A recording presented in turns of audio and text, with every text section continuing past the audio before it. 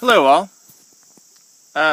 Since my last exhaust clip video, well, sucked, I thought I would try my hand at making another one, this time from outside the truck so you could better hear how it sounds.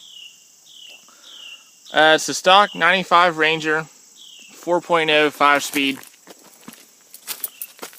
and the custom catback I did is just a thrush welded muffler with some 2 1/4 piping out to a 2.5 inch angle cut tip in front of the rear wheel. Here in a moment I'll start the truck and let you hear how it sounds, and you can comment or tell me what you think.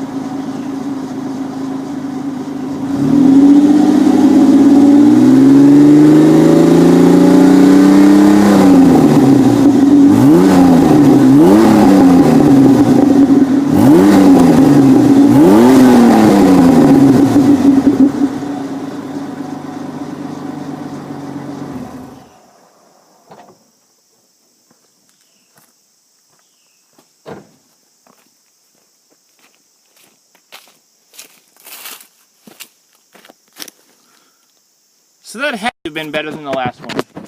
I'm sure it was. Let me know what you think.